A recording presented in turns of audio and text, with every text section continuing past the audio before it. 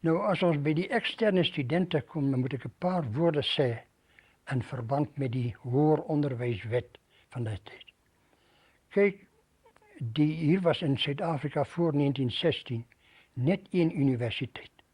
En dit was die ou Universiteit van Suid-Afrika. Dit was net 'n eksaminerende universiteit. Die studente moes ingeskrywe word van die verskillende colleges per jaar en dan stel die universiteit eksaminatore aan en hulle neem die eksamens af, dan kry die mense nou hulle grade en toe. Maar in 1916 het daar verandering gekom. Toe het daar 3 universiteite gekom.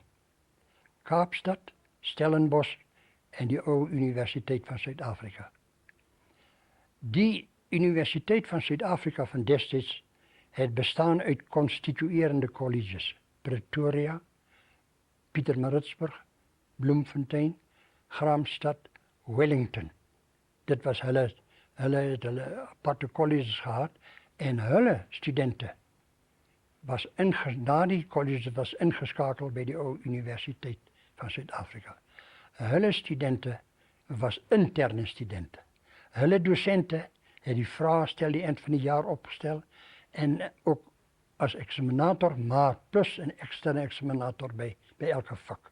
Wat nou van buite kan iemand wat hulle nie klas gegee het nie. Maar Potchefstroom was nou nie ingeskakel onder die ou Universiteit van Suid-Afrika nie. Dus ons wat hier ingeskrywe was, kon ook daai eksamens aflê, maar as eksterne student. Nou wat het dit beteken? 'n eksterne student van destyds het sy dosent gehad waar hy klas geneem het, maar die eind van die jaar het daardie dosent niks te doen gehad met die eksamenwerk. Dan moet jy ingeskrywe word as student vir eksamen. Jy moet Pretoria se vraestelle beantwoord sonder dat enigstens aandag gegee is aan jou jaarwerk. Jy het nie 'n jaarpunt gehad. Jy moet daardie eksamen slaag op wat jy daar in daardie eksamenkamer neergeskrywe het. Dit was 'n eksterne student. En ons 6 was natuurlik, ek praat net van die 6, was eksterne studente in daai sin. En nou kan jy self begryp wat dit beteken. Want jy weet niks wat in Pretoria gedoseer word nie, maar jy moet hulle eksamen gaan aflê. Die situasie het eigenlijk onmoontlik geword vir die studente. Die studente het ook begin weggaan hier van Potchefstroom af, want dit was eigenlijk 'n onmoontlike situasie om jou heel jaar hard te werk en dan in 'n eksamenkamer kom waar jy die vrae stel, nooit eers weet waaroor dit gaan nie, dat jy weet net dis 'n ander man. En toe het hulle gesien dat dit kan so nie aangaan nie.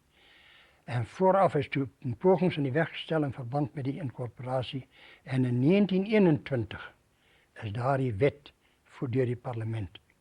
En toe, volgens daardie wet wat toe aanvaar is deur die parlement, het dit geword Potchefstroomse Universiteitscollege sonder die latere byvoeging, sonder vir Christelike hoër onderwys. Maar van toe af was die situasie daarom beter.